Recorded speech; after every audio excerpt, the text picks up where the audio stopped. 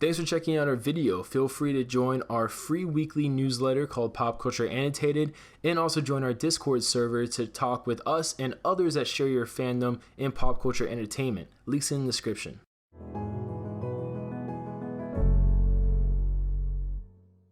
Hey everybody, how's it going? So this is my third time recording this. First one got corrupted. Second one was like 20 minutes long. Hashtag release the Josh cut. And this is my third time recording it. Hopefully, 3 is a magic number here. But basically we got a new trailer, or I guess a new teaser in a certain way because it's so short, for Godzilla King of the Monsters, which was called Beautiful. And yes, it is very beautiful. We get a lot of beautiful shots of Titans all across the board. So the first part of the trailer is rather some old footage that we've seen before, just kind of repurposed and reused to fit the theme of this trailer, which is very much so reintroducing the monsters to us and putting them front and center. So I'm going to really go by them kind of rather quickly. However, the rest of them I'm going to try breaking down with appropriate, commentary. So the first one is Rodan. He's flying across with the other jets. We've seen this before. The one thing I do want to point out though is that that jet in the middle, kind of in front of Rodan, is special. And the rumor for it is that it's called the Argo ship.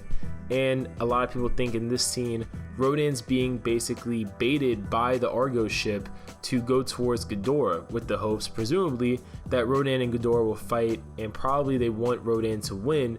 However, it seems very unlikely Rodan would be able to beat Ghidorah, otherwise we wouldn't really have the rest of the film, I guess. The next scene we get to see is Ghidorah. The thing I want to point out here is, besides how cool it looks, seeing the gravity beam's energy pulsate through his neck as it eventually is released, reminiscent to how Godzilla charges his atomic breath. Besides pointing that out, I do want to mention that I think there is a fight scene here in Antarctica between Godzilla and Ghidorah.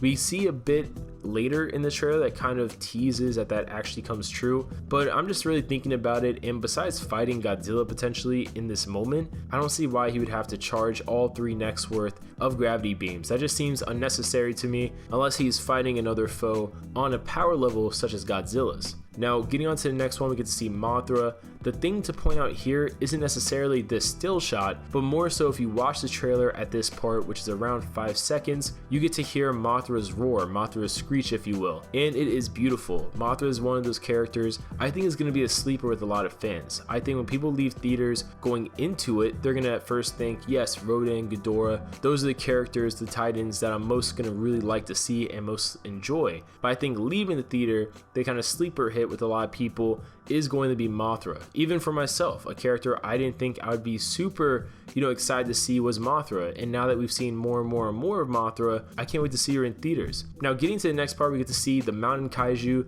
the Mountain Titan as it's been called. A lot of people think this is what codename Methuselah refers to, I guess indicating its ancient life, its ancient history, which is why it was able to be, disguised as a mountaintop, or I guess not really a mountaintop, but really just a mountain in general. I'm not really sure about that, but who knows, that'd be a pretty cool name for this creature. Nothing really indicates a Methuselah or a non-Methuselah. It's not really like it has a collar or anything with a name tag. Now, getting on to the next one, we get to see Ghidorah seemingly awoken from his hibernation, his imprisonment under the ice, whatever term you want to use, and he definitely has a look of confusion where it seems like he's kind of analyzing his area, looking around, seeing what's going on. I think it's worth noting though that this might be the central head, and this might be our first real indication visually with these trailers that the central head is the most intelligent, because at the end of the trailer, I hope it's not cropped out in the video, you can kind of see the parts of the left head, or at least a head to the left side. The central head is the most intelligent, and the other two on the left and right respectively are more kind of feral primal type in their intellectual capacities.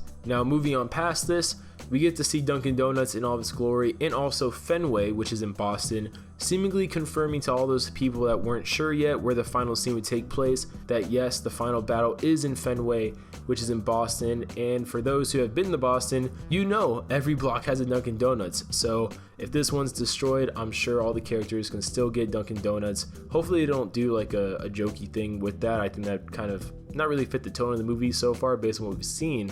For those that were interested, yes, it seems like the final battle will be in Boston, and this next shot is pretty cool.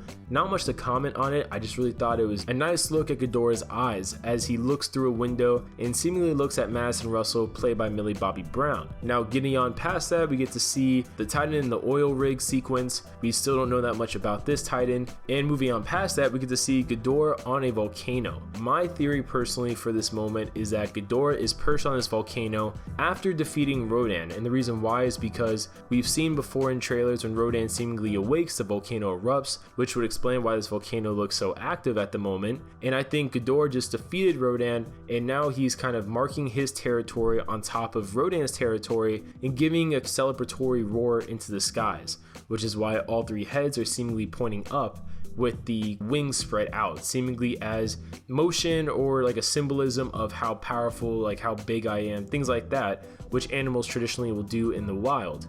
And a lot of people I've seen online, sometimes on Twitter and things like that, are like, is this in the past, like a flashback maybe? And to that I say unlikely, considering there's a cross right there. Unless Jesus came before the Titans, I don't really think that this would really work out, that type of theory. Now the next scene has Rodan looking pretty cool with him flying against the different copters and the different jets. I like this shot a lot just because it gives us a good look at how unique Rodan's head is with the different influences from certain animals such as an eagle with the beak, for example. But also we get to see the scale of Rodan compared to other jets, which is just phenomenal.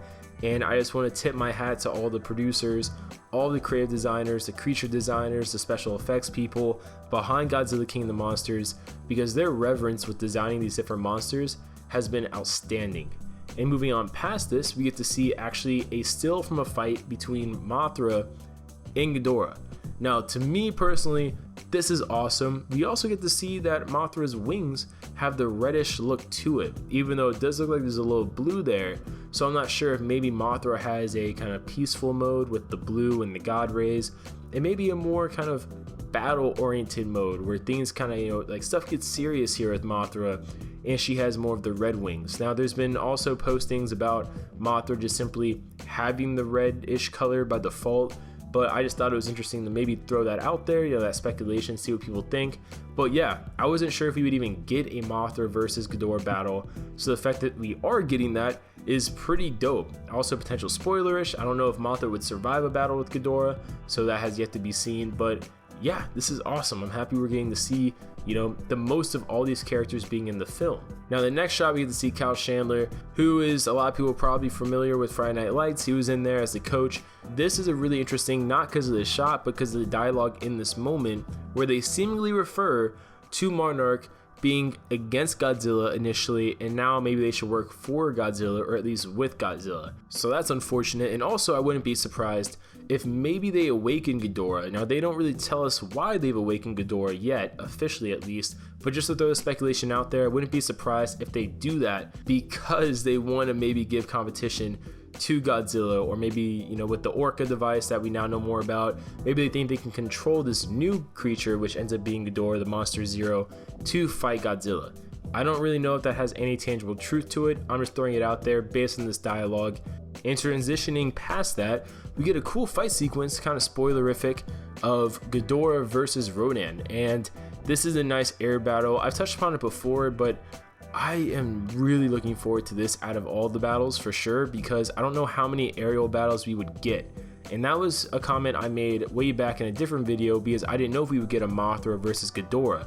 But even with that, it's unlikely that Ghidorah is going to fly all the time for each fight scene just because the other creature fights, especially when you consider Ghidorah has the gravity beam, so he doesn't have to fight to reach you. So this is really cool to see. I hope they make the most of it. I don't really know how Rodan's going to battle against Ghidorah, considering not only does he have to account for Ghidorah's legs, but also his 3 different heads, and unlike Godzilla, Rodan does not have arms that he can use, he just has the wings. So definitely is going to be really interesting to see it, but Rodan has all the lava and the molten rock on him, so maybe that will help him have a defensive and potentially offensive edge. Who knows, but we probably can assume that Ghidorah is going to, whoop his butt. Now getting on to the next scene, we get to see a really nice moment with Godzilla kind of in that temple underground subterranean layer of sorts, and we get to see Dr. Zarazawa who seemingly is doing something or will do something to help heal or revive or power up Godzilla. And that's just based on previous dialogue and the current dialogue. And obviously he's the one from the first Godzilla movie that everyone was hyping up because he's like, let them fight and stuff like that. But yeah, this is also just like the previous shot with Ghidorah. Just beautiful. The eyes, the design, it's just beautiful. At this moment, we get to see Godzilla charging up for presumably an atomic breath, atomic blast, whatever they want to call it. Now, this moment, I feel like is slightly spoilerific because it looks like he is in Antarctica, which is something that hasn't been confirmed officially yet that we would get a fight sequence there. But just like I was saying before in the beginning of the video, it definitely looks like now when Ghidorah is first awoken, that will be a moment where we may also see Godzilla in this movie for the first time, with him appearing, and just like Ghidorah is charging his gravity beams, Godzilla is charging his atomic breath. So that's one of the reasons I was earlier in the trailer saying, yeah, I think there might be more to that might be indicating Godzilla's in this. But when you watch this part of the trailer around 52 seconds, in motion, you can see the wintry Antarctic type weather patterns, type of wind, all that stuff around Godzilla, which seemingly confirms that yes, we are going to get a battle in that moment, which is pretty awesome. I'm really excited to see that. And that's really it for this breakdown, guys. I hope this was somewhat informative. I hope that this third take was the final take for me, because I'm not feeling that great, so I kind of want to lay back down. But comment below your guys' thoughts. What do you guys think about this? And we will see you guys later.